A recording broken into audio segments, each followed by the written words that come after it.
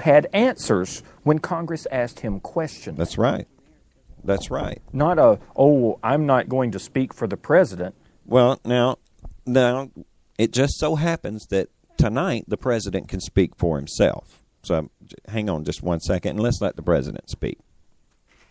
The key point that I want to emphasize to the American people, the military plan that has been developed by our Joint Chiefs and that I believe is appropriate is proportional, it is limited, it does not involve boots on the ground. This is not Iraq, and this is not Afghanistan. This is a limited, proportional step that will send a clear message not only to the Assad regime, but also to other countries that may be interested in testing some of these international norms, that there are consequences. It gives us the ability to degrade Assad's capabilities when it comes to chemical weapons. It also fits into a broader strategy that we have to make sure that we can bring about over time the kind of strengthening of the opposition and the diplomatic and economic and political pressure required so that ultimately we have a transition that can bring peace and stability not only to Syria but to the region. But I want to emphasize once again, what we are envisioning is something limited. It is something proportional. It will degrade Assad's capabilities. At the same time, we have a broader strategy. Okay. Now, wait. I got some questions. You got questions? Number one. I got one or two myself. All right. Maybe you can help me with this. Okay. What the heck is an international norm? Would that be, say, what happened in Rwanda in the 1990s? Is that an international norm? Or even what Saddam did to the Kurds? Yeah, is that an international norm? Well, I have a question for that question then. Maybe you can help me. What difference does it make what they use to kill these people? You know, I've seen some pretty horrific photographs and video footage coming out of, let's say, Kabul, where someone has detonated an IED and it's blown a kid's leg off. That's pretty horrific. I mean, now, don't get me wrong. A chemical weapons attack, oh, that's some horrific stuff. That's a nasty way to go. A horrific way to die. But is it any less horrific than burning to death? Or having your head sawn off with a dull knife? With a dull knife, yeah. Or being, shot in non-fatal areas for a period until they get bored and then, finished off maybe a little quicker. What difference does it make why they're killing these people? Or how they're killing them. Yeah, or how they're killing these people.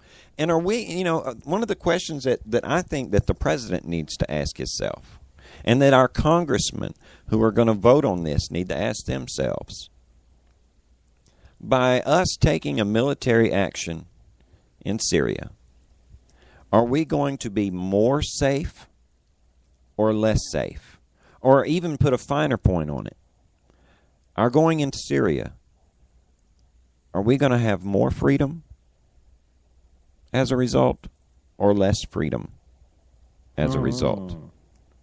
And I mean, that's really breaking it down, I think, probably too simply. But ultimately, that's their jobs. And, here's another thing. This whole sending a message crap. From who? And to whom and for what? And from whom? What is this deal about a proportional, limited strike? What good does that do? What does that even mean? What does that mean? They say they're going to lessen his capabilities to make chemical warfare. Out his Air Force? Yeah, really. Without boots on the ground, how are we going to destroy their chemical weapons caches that are hid amongst civilians? How are we going to destroy all the massive weapons that he has, the conventional weapons, his tanks, his artillery pieces? His anti-aircraft capabilities. How? Without boots on the ground. That, there will be no boots on the ground. unless you're listening to John Kerry, who says, well, I can't rule that out, because what if Syria implodes as a result of this? I mean, I hate to keep dragging Ronald Reagan into this, but when he got ticked off at Gaddafi, he sent cruise missiles to Gaddafi's house. But let's not also forget something else that Ronald Reagan did. You know what Ronald Reagan did after the Marine barracks was hit? He got us out of there. Yeah. And even he admitted later on that it made us appear weak in their eyes. And he feared that it would make us appear weak, to Middle Eastern eyes when he did it. But Ronald Reagan, he knew then that you must know when to withdraw. One of the first caveats in the art of war is not to fight a war you cannot win. Not to even fight a battle that going into you can't win. So what is our end game here? And what kind of result are we looking for? We just want to go in there and make it a more fair fight? Is that it? And who are we helping make it a fair fight with? Do we really want Al-Qaeda to have a fair fight? The thing is people are saying, well, who are we helping? Who are we helping? Man, if we don't know who we're helping, then we don't need to help anyone. If we have interests in that country, if we have some of our own people there, then we need to get them out of there. Like Casey said, if we want to do something constructive, then we need to, and people, everybody's screaming this time to start letting people immigrate. I appreciate the plight of the Mexican, really. Okay, I'm sorry. You got those cartels and whatnot. I'm really, in a corrupt government, I'm really sorry. But there's some Christians in Syria that I wouldn't have a problem helping to immigrate to this country so that they could actually have an asylum and live in a place that they would truly be free to practice their Christian religion. I mean, I know that it's not okay to say this out loud, but we're still a Christian nation. Sorry, atheists. We still outnumber you guys just a little bit. And as long as we do, then I think we should do our Christian duty and take Casey's suggestion there that we get the Christians out and then we stay the heck out of it. Just stay away from it. We defend Israel. They are our ally. They are our friend. There are actually other countries over there that are our allies too. Like Jordan and Turkey. Oman. Mm-hmm. And even to a certain degree, as much as I hate to admit it, Saudi Arabia. I hate to say that. They were our friends until they took a good look at us here recently and thought maybe the Russians might actually be better friends. Because they can't understand John Kerry's nuances. They can't understand Barack Obama when he's trying to be clear. And we're talking about our image. Hey, man, is it me, or are the Russians making us look really small right now? And doing a really good job of it. Vladimir Putin right now is making Barack Obama look really, really stupid. For the mammy-rammer that George Bush was, Putin didn't try any of this stuff on Bush's watch. Because, that cowboy would have whooped his behind. Whatever you people may think about, the cowboy image or that country image or the redneck image or, that the rebel image that you want to put on the George Bushes of the world. One thing about a redneck is you got to watch what you say because they'll slap the taste clean out of your mouth and worry about the consequences later. Well, the other thing, it was clarity. I mean, yeah, people knew where George Bush stood. And don't get me wrong, I'm not a George Bush fan as a president.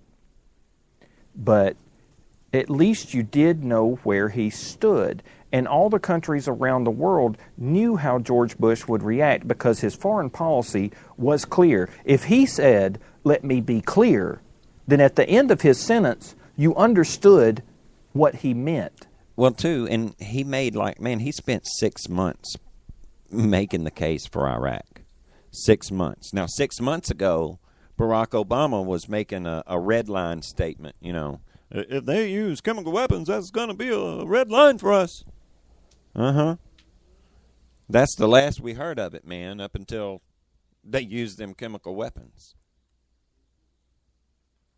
Where's the case for our going into Syria? But see, this shows just how little respect and how much contempt he really has for the American people. He doesn't want to have to ask our permission to do anything. Not even a little bit. Remember, he loves to say, hey, guys, remember, I won. All right, you won an election. You are not directly elected by the people. You won an election in the Electoral College, big man. But let's not forget that the President of the United States, when it all boils down, you're nothing more than an overpaid civil servant that lives in a very nice house. You take an oath. You swear an oath to God and country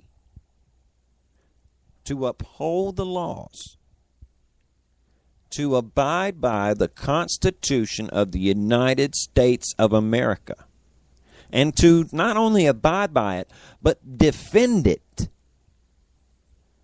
against all enemies, foreign and domestic. That means you're not just defending us as our elected official, as our elected civil servant. It is incumbent upon you to defend our Constitution against everybody, even those in your own party who would have you usurp it. Those are domestic enemies. Those are the domestic enemies that the Constitution leaves room for there. That's what that oath is for. Now, constitutionally, yeah, the president has limited powers that he can use our military, without saying, Mother, may I. But there has to be an imminent danger to the United States. Look, David Cameron lost his case for it with Parliament, right? Mm-hmm. Did you know that was the first time the case for war has been lost in Parliament since 1632? Yep. But that's, because I study history. I may have the date wrong, but it was 16-something. Either way, does that make a strong case? And I'm not saying we should rely solely on the Brits. But even the British people can see the writing on the wall there. And as far as those... Am I not right that even France has said, or Monsieur Hollande, didn't he say that if Congress voted this thing down, that all of a sudden France really wouldn't be too eager to do this too? Man, France even. France is even saying, if your Congress doesn't want it, then we can't abide by it either. It's kind of funny. That and like you said, they countries, probably got their surrender letter already written out. It's kind of funny, though, man. Even other countries understand that our Congress represents our directly elected representatives. That's who they are. And that they represent the will of the people. But the president can't seem to get that through his thick head. We played a clip last week where the president was talking about, that the particularly the Republicans in Congress need to do what is in the best interests of the American people. Remember he said that? Mm-hmm.